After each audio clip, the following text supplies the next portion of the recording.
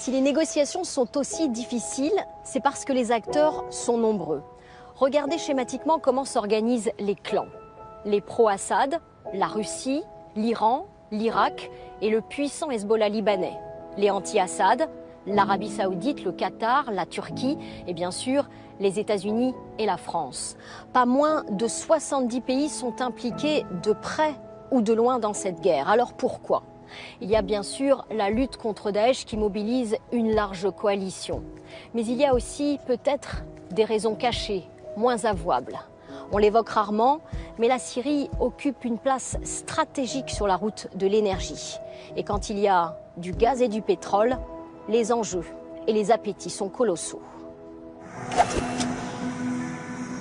C'est la cible privilégiée des avions russes et de ceux de la coalition, les camions de pétrole de l'État islamique. Une contrebande d'or noir vers la Turquie qui rapporterait à Daesh 1,5 million de dollars par jour. Avec ces images, le monde entier a découvert que la Syrie est un État producteur de pétrole. Ses réserves sont bien moindres que celles de ses puissants voisins, mais sa position géographique en fait un acteur stratégique pour le pétrole, comme pour le gaz. C'est un pays stratégique parce que c'est une porte sur la Turquie, qui est elle-même une porte sur l'Europe. C'est-à-dire que la Syrie est l'étape quasiment indispensable pour les pays du Moyen-Orient qui veulent exporter leur gaz naturel notamment vers la zone européenne, donc le marché européen. La Syrie occupe au Proche-Orient une situation unique au croisement de plusieurs gisements d'hydrocarbures. En 2009, à l'occasion d'un forum en Turquie, le président syrien dévoile la stratégie des 4 mers. La Syrie se rêve incontournable sur le marché de l'énergie. Nous faisons le lien entre la Méditerranée, la mer Caspienne, la mer Noire et le Golfe.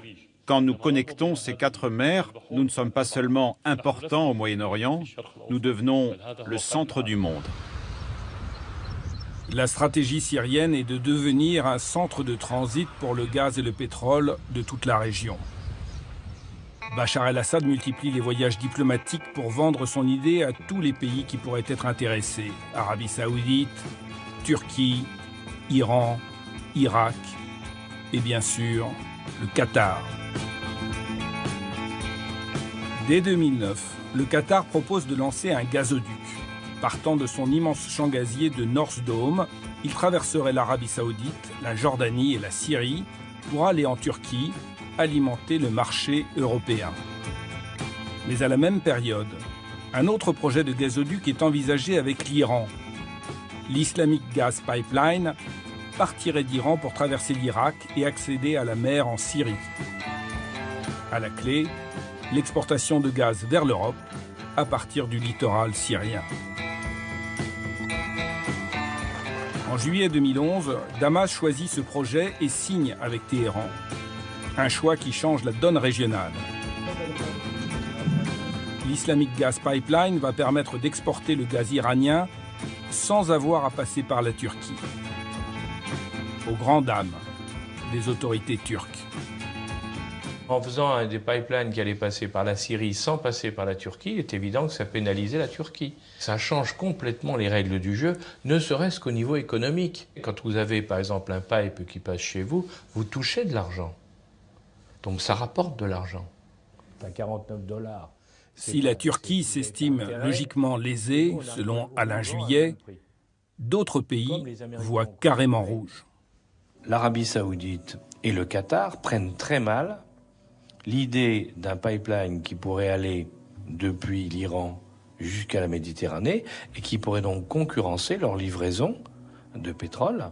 Ils vont dire, mais dans le fond, le problème c'est Bachar, donc il faut renverser Bachar. Coïncidence ou pas, c'est à partir de l'été 2011, après le choix du pipeline iranien, que la rébellion syrienne voit l'aide étrangère s'accroître. Elle monte en puissance et les combats s'intensifient.